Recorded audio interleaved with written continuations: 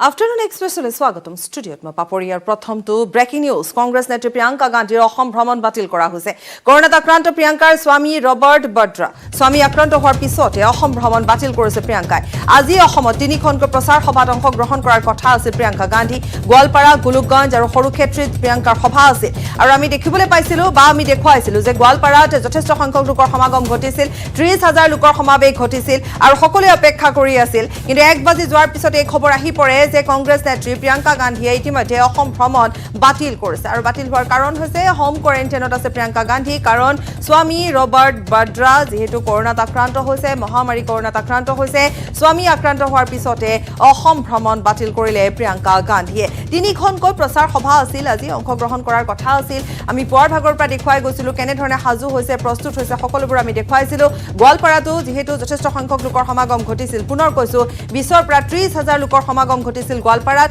ঠিক তেনে ধৰণে গোলকগঞ্জতো প্ৰস্তুতি সম্পূৰ্ণ হৈছিল সৰুক্ষেত্ৰতো ৰাইজে আশা কৰিছিল কিন্তু সেই মুহূৰ্ততে এই খবৰ আহি পৰে যে প্ৰিয়ংকা গান্ধীৰ স্বামী ৰবাৰ্ট বড্ৰা যেহেতু তেওঁ কৰোনাত আক্ৰান্ত হৈছে আৰু সেইবাবে এই ভ্ৰমণ বাতিল কৰা হৈছে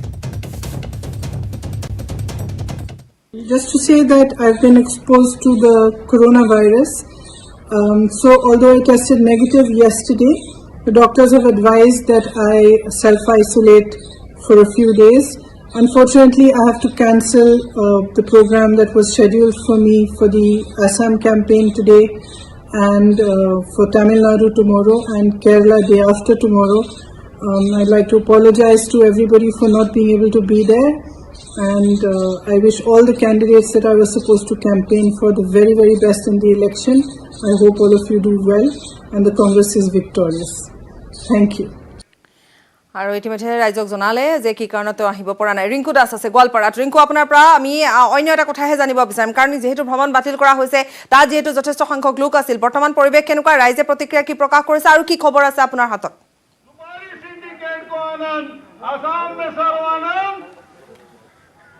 कोयला सिंडिकेट को आनंद आसाम में सर्वानंद गौ तस्करियों को आनंद গোৱালপাৰাত এখন কৃষ্ণাই যি বিশাল জনপ্ৰিয়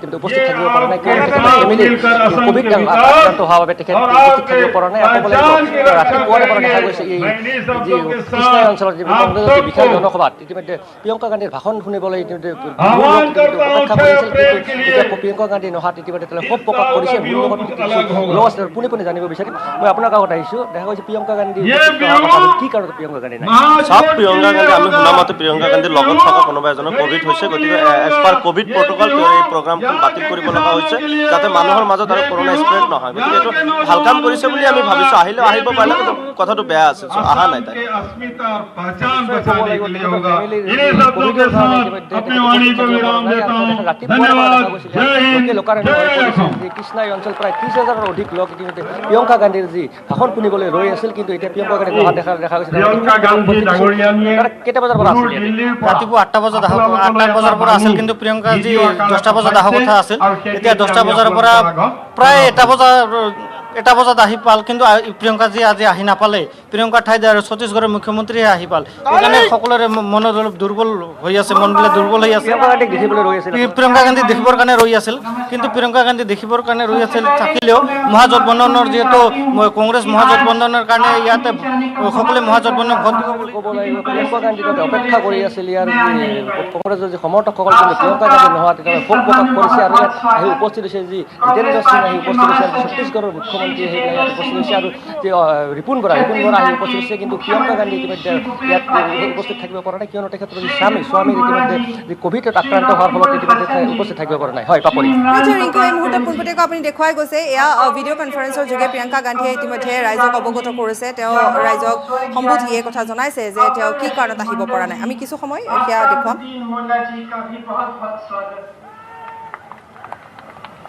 देखिए असम के 2 चुनाव के 2 चरण खत्म हो चुके हैं जिस उत्साह से आपने कांग्रेस के 5 गारंटी का स्वागत किया है उसके लिए आप सबको बहुत बहुत धन्यवाद भाजपा भी आजकल सिर्फ हमारे ही गारंटीज की बात कर रहे हैं चाहे प्रधानमंत्री हो चाहे उनके 2 मुख्यमंत्री के दावेदार हों चाहे उनके जितने भी असम के नेता हैं, सब हमारे ही गारंटीज की बात कर रहे हैं। असम के मेरे प्यारे बहनों और भाइयों, सबको पता है कि बाजार में केवल एक तरह का सामान बगैर गारंटी के आता है, चाइनीज सामान। आप उसको दुकान में खरीदते हैं, लगता है कि बहुत अच्छा है, घर जाके जब चलाने की कोशिश करते हैं तो आपको पता चल जाता है कि उसकी क्वालिटी क्या है। यही स्थिति है भाजपा के वादों की। भाजपा वालों ने आपसे बहुत बड़े बड़े वादे किए। जब चुनाव आया तो आपको तरह तरह की चीजें बताई। आपसे कहा कि आपको लाखों रोजगार देंगे, 25 लाख रोजगार देंगे। आपसे कहा कि आपकी आमदनी दुगनी हो जाएगी, कि महंगाई घट जाएगी। और आज आपने देखा है कि आपके सामने क्या स्थिति है। महंगाई हद से ज्यादा बढ़ चुकी है, रोजगार किसी को नहीं मिले। जो जो उन्होंने आपसे कहा था, सारी बातें उनकी खोखली निकली। जहां विश्वास का रिश्ता होता है वहां ही आपको गारंटी मिलता है। तो अगर कांग्रेस आपको गारंटी दे रही है तो उस विश्वास के रिश्ते पर आधारित गारंटी दे रही है। कांग्रेस वादे नहीं कर रही है, कह रही है कि जो कह रहे हैं हम वही चीजें हैं जो हम करके दिखा सकते हैं। मुझे खुशी है कि असम की जनता भाजपा को पूरे उत्साह के साथ खारिज करने वाली है। तीसरे चरण में भाजपा को साफ कर डालेगी। श्रीमंत शंकर देव जी, अंजन फकीर जी, वीर लसित बोरफुकन जी की धरती है ये धरती। श्री चिल्ला राय, नारा नारायण जी की धरती है। इन सारे लोगों का संदेश एक ही था कि मिलजुल कर हम आसाम की खुशहाली लाएंगे, मिलजुल कर हम आसाम को आगे बढ़ाएंगे। जाति, धर्म सबको एक सूत्र में बांधने का इनका संदेश था। भाजपा के इन चुनावों में इसी शांति को, इसी भाईचारे को खत्म करने का काम भाजपा कर रही है। आसाम की जनता हर जगह आज एक ही तरह का सवाल उठा रही है, एक ही तरह के मुद्दे से जूझ रही है कि भाजपा की सरकार ने उनके लिए क्या किया है। जो रोजगार के वादे थे उनका क्या हुआ, जो एसटी का दर्जा देने का वादा था उसका क्या हुआ, जनजातियों को जमीन के पट्टे देने का वादा किया था उसका क्या हुआ, काम को लागू नहीं करने का वादा था उसका क्या हुआ। एनआरसी में अब सबको लाइन में खड़ा किया गया कि आप सब दस्तावेज दिखाओ कि आप हिंदुस्तानी हैं, कि आप सबूत दीजिए कि ये आपकी मातृभूमि है। आपने जब आवाज उठाई आपको दबाया गया। टी ट्राइब्स के साथ धोखा किया गया। उनको कहा गया कि 350 रुपए की आपकी दिहाड़ी होगी। आज तक 350 रुपए नहीं है और चुनाव के थोड़े ही दिन पहले थोड़ी सी बढ़ा दी। उसके बाद उद्योगपतियों के साथ एक साजिश करके उस मामले को कोर्ट में भेजा ताकि वो मामला फंस जाए और उनके पास एक अच्छा बहाना मिल जाए। सोचिए कि जब आपके क्षेत्र में बाढ़ आई तब क्या यही प्रधानमंत्री जो आज चुनाव के समय जगह जगह घूमकर प्रचार कर रहे हैं, क्या ये आपके पास आए?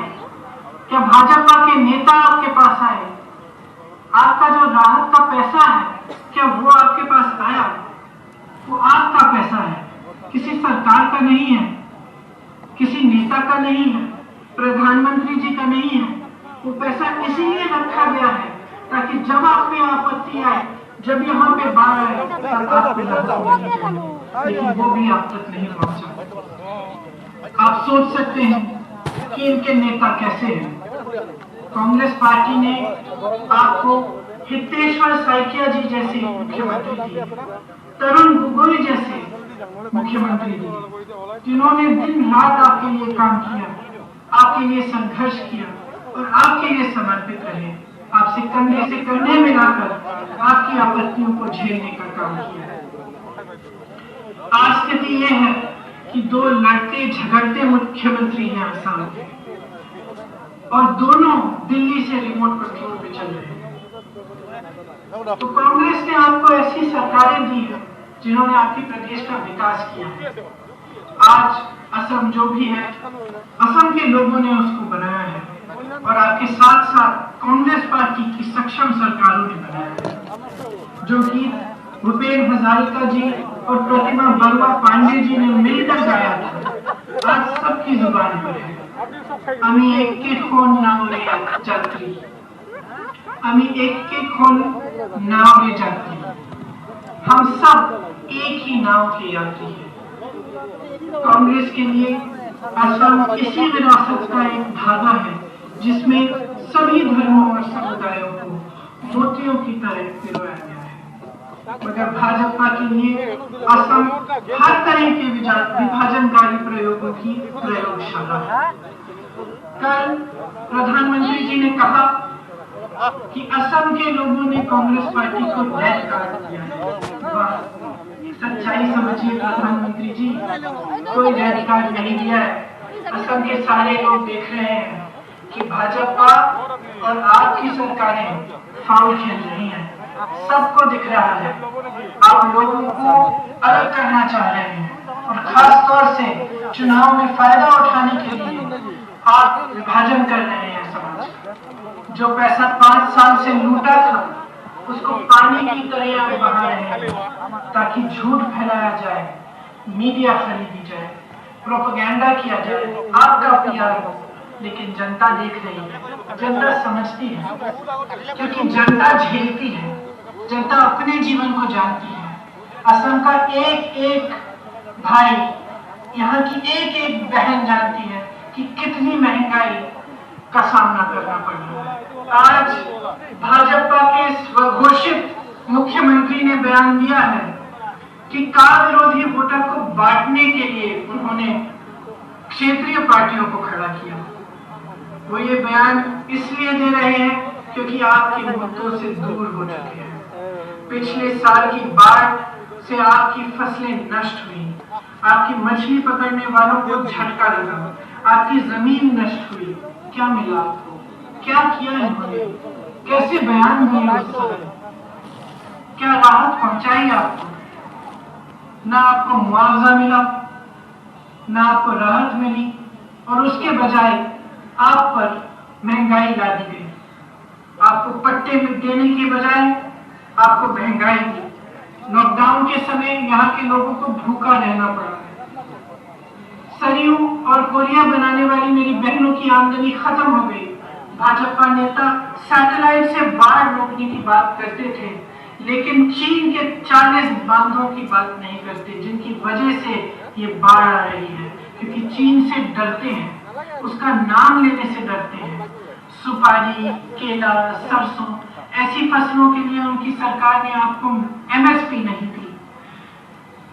लेकिन असम का एयरपोर्ट अपने दोस्तों को बेच डाला। यहाँ तक कि आपके जितने भी बड़े बड़े उद्योग हैं, आपके कुछ जंगल के पास जमीन भी अपने अपने उद्योगपति मित्रों को बेचने की साजिश कर रहे हैं। बॉर्डर पे भाजपा का सिंडिकेट तस्करी कर रहा है। यही सरकार मिली आपको, तो ये धोखा नहीं है तो क्या है? इसीलिए आज जब कांग्रेस पार्टी के नेता आपके सामने आ रहे हैं तो सिर्फ एक बात कर रहे हैं कि आपके प्रदेश का विकास कैसे करेंगे, आपके लिए क्या करेंगे, कौन से काम करेंगे, और जो आपके संघर्ष झेले हैं उनमें से निकलने के लिए आपको मजबूत किस तरह से करेंगे। इसलिए जो 5 गारंटी है, जो कांग्रेस की सरकार आपको दे रही है कि जब उनकी सरकार बनेगी तो ये 5 चीजें आपके लिए किसी भी हालत में की जाएंगी। उनके पीछे बहुत ही गंभीरता की सोच है। सबसे पहली गारंटी ये है कि आपके प्रदेश में किसी भी हालत में का लागू नहीं होने देंगे। का एक विभाजनकारी नीति है, उसको लागू करने से देश का, प्रदेश का विभाजन होगा। इसीलिए हम किसी भी हालत में का को लागू नहीं होने देंगे। दूसरी गारंटी ये है कि जो गृहस्थ महिलाएं हैं उन सबको मजबूत बनाने के लिए उनके अकाउंट में डायरेक्ट ट्रांसफर से कांग्रेस की सरकार 2000 रुपए हर महीने डालेगी। ये दूसरी गारंटी है। तीसरी गारंटी ये है कि हम 5 लाख रोजगार देंगे। ये 25 लाख नहीं कह रहे हैं, 50 लाख नहीं कह रहे हैं, हम 5 लाख इसलिए कह रहे हैं क्योंकि हम जानते हैं कि हम इसको करके दिखा सकते हैं और इसको करके हम दिखाएंगे। चौथी गारंटी ये है कि जो महिलाएं और पुरुष चाय के बागान में काम करते हैं उनकी दिहाड़ी 365 रुपए तक बढ़ाई जाएगी। अब मैं जानती हूँ कि ये बात आपने पहले भी सुनी है, भाजपा ने आपको कहा था कि 350 रुपए तक आपकी दिहाड़ी बढ़ाई जाएगी। आज अगला चुनाव आ रहा है लेकिन किया नहीं गया है। उन्होंने बल्कि एक बहुत बड़ी साजिश की। जब उन्होंने थोड़ा सा बढ़ाया चुनाव से पहले तो उन्होंने उद्योगपतियों के साथ साजिश कर ली कि इस मामले को कोर्ट में आप अटका दीजिए। मामला अटक गया, उनको बहाना मिल गया, आपको कुछ फायदा नहीं हुआ। हम ऐसा बिल्कुल नहीं करेंगे क्योंकि हम जो 365 रुपए है हम कह रहे हैं कि जो आपको चाय के बागान के मालिक देते हैं दिहाड़ी उसके ऊपर से सरकार भी आपको कुछ पैसे देगी जिसको मिलाकर आपका 365 रुपए बनेगा। तो इसमें बागान का भी नुकसान नहीं होगा और बागान के उद्योगपतियों का भी नुकसान नहीं होगा। ये चौथी गारंटी है। पांचवी गारंटी ये है कि आपकी बिजली की बिल जो हर महीने बिजली की बिल आती है हर महीने 200 यूनिट आपको उसमें मुफ्त मिलती है। तो ये कांग्रेस की 5 गारंटी है जो कांग्रेस कह रही है कि जब कांग्रेस की सरकार आएगी तो किसी भी हालत में सबसे पहले इन्हीं को किया जाएगा। इसके साथ साथ मैं अपना भाषण समाप्त करती हूँ। ये आशा रखती हूँ कि आप सब कांग्रेस कि आप जैसे हम चाहते हैं कि आपका विकास हो, आपके बच्चों का भविष्य मजबूत बने, आपका प्रदेश सक्षम हो, मजबूत हो और जितनी भी परेशानियां आपने झेली हैं उनसे आप बाहर निकल पाए, आप आगे बढ़ पाए। आप सबको बहुत बहुत धन्यवाद कि आपने मेरी बातें सुनी। मेरे साथ जोर से बोलिए, जय आए अहोम, जय आए अहोम, जय आए अहोम। धन्यवाद।